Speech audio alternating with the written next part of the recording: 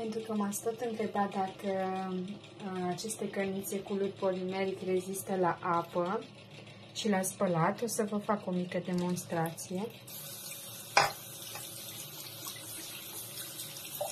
Avem aici detergent pe vase. Spălăm bine cărnița cu apă.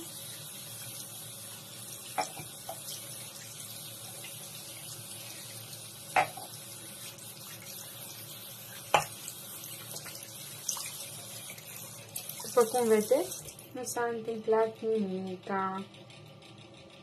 Da?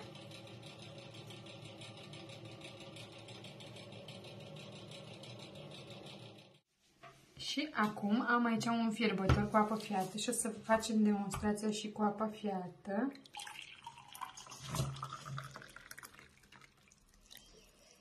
Așa.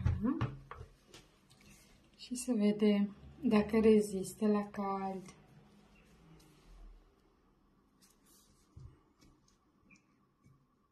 Da? Deci rezistă ursulețul nostru și la apă fiartă.